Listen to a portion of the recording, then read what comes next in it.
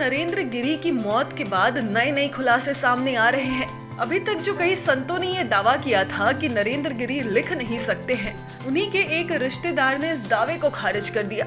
उन्होंने कहा कि महंत नरेंद्र गिरी तो सन्यासी बनने से पहले क्लर्क हुआ करते थे, तो क्या एक क्लर्क बिना पढ़ा लिखा आदमी बन जाएगा? उन्होंने इस दावे को खारिज किया कि वो लिख नहीं सकते थे। तो अब फिर से मामला दूसरी तरफ मोड़ ले रहा है कि क्या सुसाइड नोट महंत नरेंद्र गिरी ने लिखा भी है या नहीं लिखा है। दूसरी बात सबसे चौंकाने वाली ये है कि आनंद गिरी की जो तस्वीरें अभी मीडिया पर वायरल हो रही है। एक तरफ आनंद गिरी जहां अपने हर बयान में ये कह रहे हैं कि उन्हें फंसाया जा रहा है, तो वहीं दूसरी तरफ उनकी अनेकों ऐसी फोटो वायरल हो रही है जो जनता को ये सोचने पर विवश कर दे रही है कि कहीं नरेंद्र गिरी की मौत के पीछे का कारण वाकई में आनंद गिरी ही तो नहीं है, क्योंकि उनके बारे में एक से बढ़कर एक खबरें सामने आ रही है। जैसे कि आपने पिछले दिनों मीडिया पर या फिर सोशल मीडिया पर वायरल हुई तस्वीरें भी देखी होगी।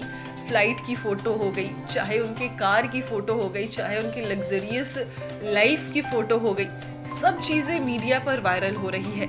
अब इसमें कितनी सच्चाई है और कितनी झूठ है, ये तो खुलासे के बाद ही पता चलेगा। फिलहाल हम इस पहलू को देखने की कोशिश कर रहे हैं कि क्या वाकई में एक संत के पास, वो भी संत जो आनंद गिरी है, उनके पास इतने रुपए आ सकते हैं। इस बात को जानने से पहले ये जान लेते हैं कि आखिर कौन है ये आनंद गिरी, कैसे ये सन्यासी बनने की ओर अग्रसर हुए। आनंद गिरी खुद को घुमंतु योगी बताते हैं। दरअसल ये भीलवाड़ा जिले के आसंत तहसील में ब्राह्मणों के गांव सरेरी में रहते थे। आनंद गिरी के पैतृक निवास के पास ये एक 4 भुजा मंदिर है। बचपन से ही आनंद गिरी इस मंदिर में पूजा अर्चना के लिए जाया करते थे। 12 साल की उम्र में आनंद गिरी घर छोड़कर प्रयागराज चले गए थे। बताया ये भी जा रहा है कि आनंद गिरी का एक भाई सरेरी गांव में ही सब्जी का ठेला लगाता है और 2 भाई सूरत में कबाड़ का काम करते हैं। घर छोड़कर जाने के बाद उनके परिवार वालों को भी इस बात की जानकारी नहीं थी कि आखिर वो कहाँ गए। 2012 में महंत नरेंद्र गिरी के साथ आनंद गिरी अपने गांव गए थे। नरेंद्र गिरी ने उनके परिवार के सामने उनको दीक्षा दिलाई और वो अशोक से आनंद गिरी बन गया।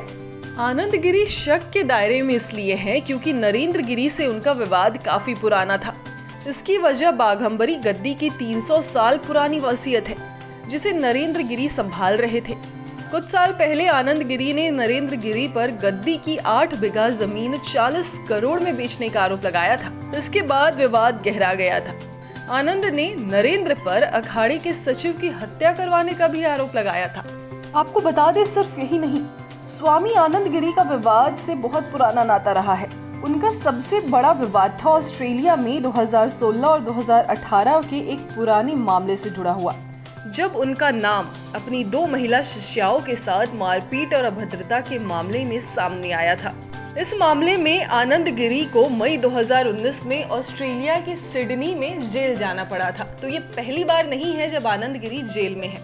कहा तो ये भी जाता है कि उन्हें छुड़ाने के लिए महंत नरेंद्र गिरी ने 4 करोड़ रुपए भेजे थे। आनंद गिरी पर यह भी आरोप लगा है कि बाघंबरी गद्दी और मंदिर से अर्जित धन वे अपने परिजनों के लिए घर भी भेजा करते थे। आपको बता दें, जिस मठ में आनंद गिरी रहते हैं, यानी कि बाघंबरी मठ में, वो दुनिया भर में फैले हुए हैं। प्रयागराज के अलावा यूपी के कई जिलों में मठ की जमीनें हैं। एक रिपोर्ट के मुताबिक मिर्जापुर के महुआरी में भी 400 बीघे, नैडी में 70 और सिगड़ा में 70 बीघा जमीन अखाड़े के नाम पे है। अगर निरंजनी अखाड़े के मठ, मंदिर और जमीन की कुल कीमत आकी जाए तो 300 करोड़ के पार चला जाएगा। वहीं अगर इसमें हरिद्वार और दूसरे राज्यों की संपत्ति को आप जोड़ देंगे तो 1000 करोड़ के ऊपर की संपत्ति है। तो अनुमान यही लगाया जा रहा है कि इन संपत्ति को लेकर ही नरेंद्र गिरी की हत्या की गई है या फिर उन्हें सुसाइड करने के लिए विवश किया गया है।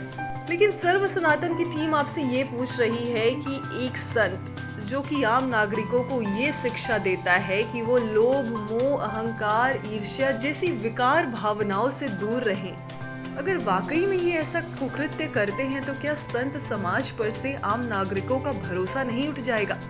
सोचिएगा जरूर और देखते रहिए हमारा चैनल सर्व सनातन, हिंदुत्व की अपनी पहचान।